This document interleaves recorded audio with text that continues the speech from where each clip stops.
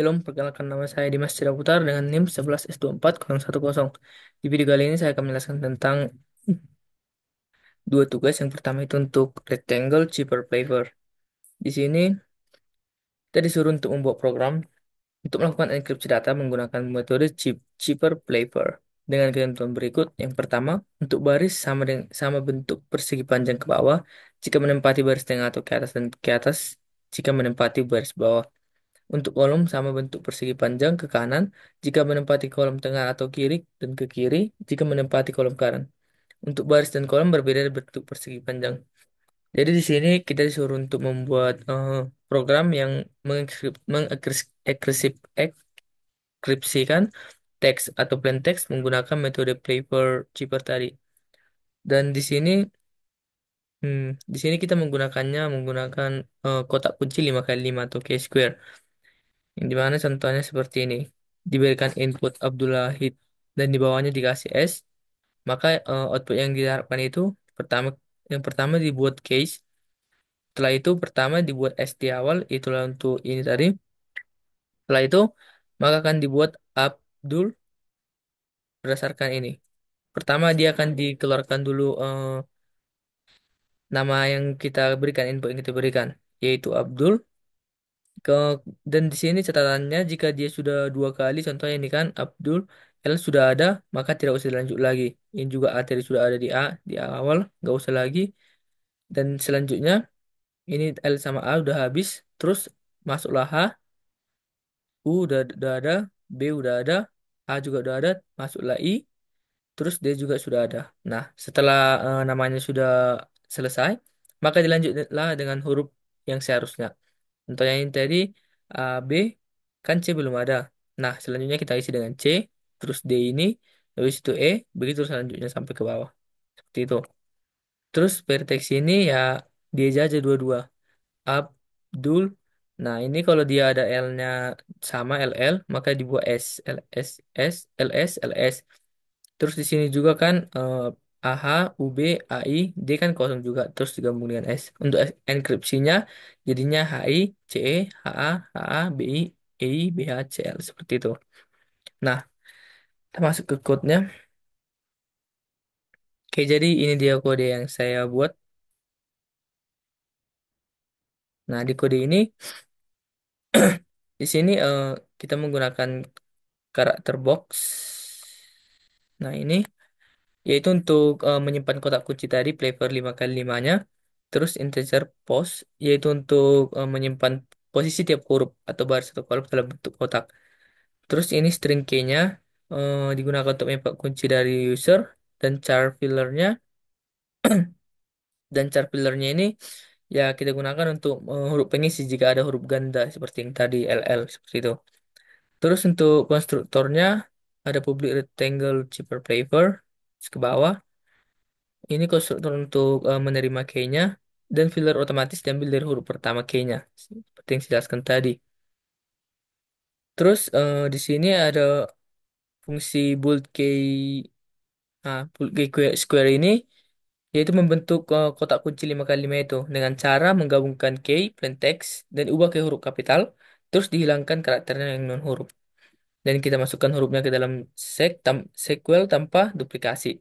Jika belum ada 25 huruf, kita tambahkan A sampai Z yang belum dipakai seperti yang sudah saya jelaskan tadi. Itulah dia fungsi yang ini. Nah, selanjutnya kita lihat ini ada fungsi dia di di grabs yaitu untuk mengubah plain text-nya itu menjadi pasangan huruf. Jadi dengan aturannya itu kalau dua hurufnya itu berurutan sama, maka disisipkan sebuah filler. Dan kalau jumlah huruf ganjil, maka kita tambahkan filler di akhir. Seperti tadi itu. Oke, selanjutnya ada fungsi apa lagi? Nah, fungsi enspare itu ini. Fungsi enspare itu yaitu untuk eh, jika aturan enkripsi tadi, jika dia sebaris, huruf diganti dengan huruf di bawahnya atau di atas tergantung posisinya. Jika dia sekolom, maka huruf diganti dengan huruf di kanan atau di kiri. Dan jika dia beda baris atau kolom, maka huruf membentuk persegi panjang, tukar kolomnya. Nah, itu dia fungsinya. Nah, selanjutnya ada fungsi proses. Ini dia fungsi proses. Nah, jadi ini untuk Jadi proses ini ya untuk menjalankan semua langkahnya tadi.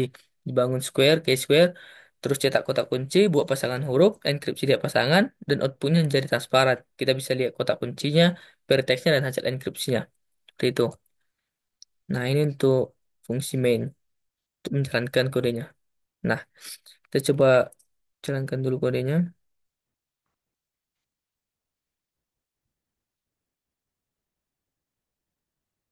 Rectangle.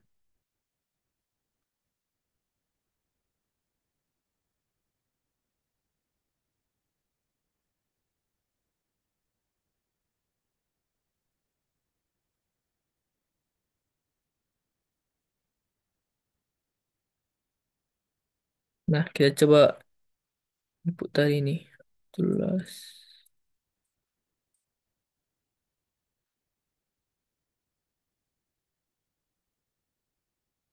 Nah, ini dia penjelasannya sama seperti yang saya bilang tadi.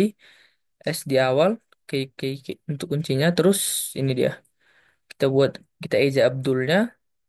Kalau dia sudah sama, di stop dan dimasukkan yang belum ada H. Terus sampai Indo sama tadi, masuk I. Nah, kalau dia udah habis, masukkanlah huruf yang seharusnya. Oke, jelaskan tadi. Nah, demikian untuk penjelasan dari tugas yang rectangle. Selanjutnya, kita masuk ke tugas yang keempat. Tiga.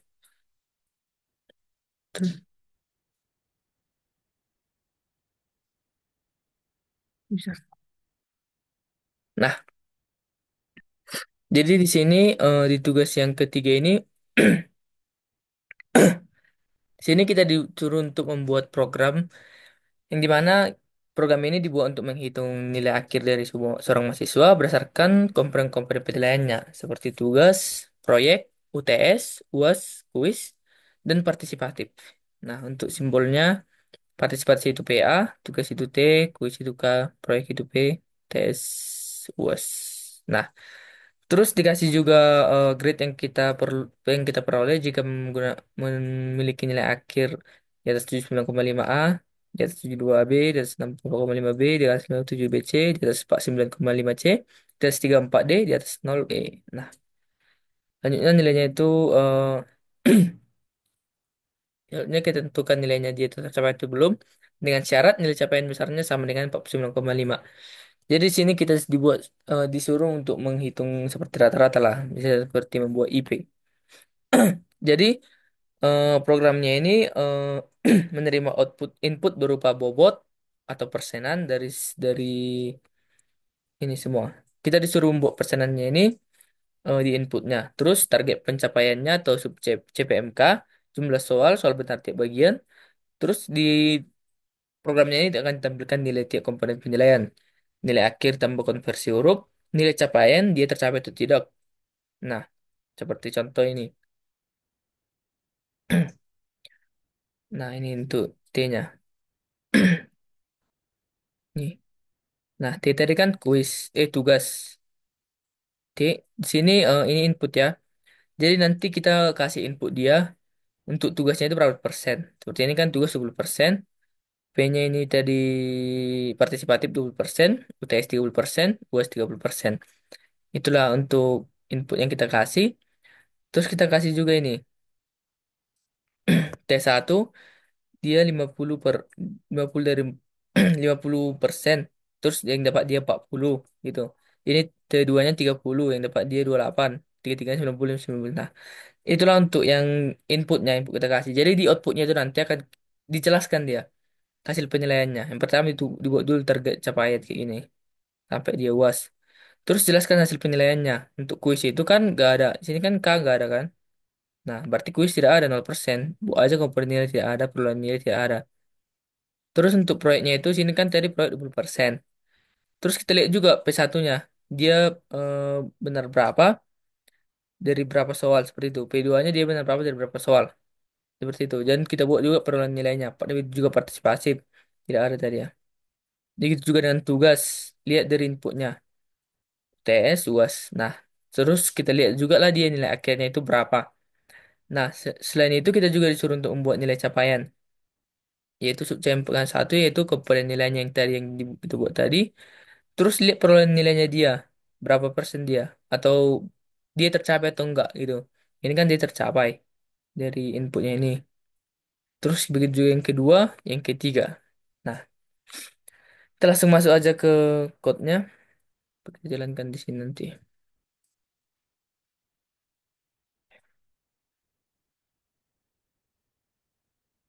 Nah, dia. Nah, ini. Jadi di code-nya ini kita menggunakan struktur data hashmap string yang dimana itu untuk menyimpan singkatan komponen seperti tunggu ya. Nah, ini dia. T itu tugas, P proyek, UTS ujian tengah semester, UAS. Nah, ini untuk membuat singkatannya tadi yang saya bilang tadi. Terus dia untuk hashmap string integer yaitu untuk membuat jumlah soalnya tiap komponen dan diubah menjadi integer seperti itu. Nah, ini dia. Selanjutnya kita menggunakan juga hmm, hmm, ini hashmap string integer tadi untuk membuat persenannya tadi. Hashmap string boolean ini yaitu eh, nah ini string boolean itu untuk membuat komponennya dan hashmap. Terus hashmap string integernya itu tadi untuk menghitung total seluruh komponennya. Itu juga dengan ini. Oke, selanjutnya. Nah, kita masuk ke fungsi-fungsi utama dari program ini. Yang pertama, fungsi untuk mengambil input, yaitu string input. Yang dimana fungsinya ini untuk membaca input baris per baris. Jika baris yang diberikan itu adalah nama komponen, dan disimpannya itu ke persenan dari bobotnya tadi. Jika dia subkomponen, maka disimpannya itu jumlah soal dan soal benarnya. Selanjutnya, pertama kita lihat dulu kodenya. Nah,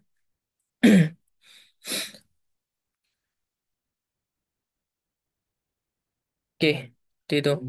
Terus untuk selanjutnya ada juga fungsi untuk pengelompokan sub CPMK-nya itu, yaitu untuk menghubungkan target capaiannya dengan daftar subkomponen yang mendukungnya. Itu. Terus ada juga untuk menampilkan target capaian dan menampilkan semua target capaian.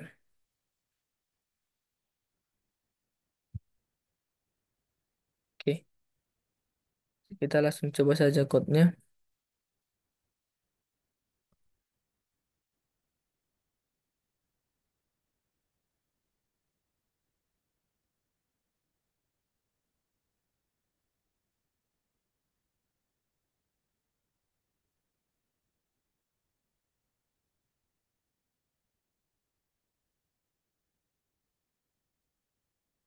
Inputkan inputnya.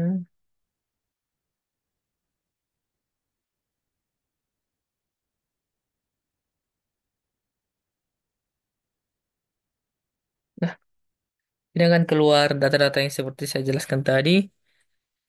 Dilihat dari inputnya itu, kuisnya itu nol, proyeknya itu ada 20% tadi, terus kita lihat juga jumlah soalnya, terus kita persenkan dia, kita lihat berapa perolehan nilainya. Seperti itu juga sampai ke bawah. Dapat dia nilai akhir, terus dapat dia juga nilai capaiannya. Ini, kita jelaskan juga dia tercapai atau enggak. Nah, ini dia.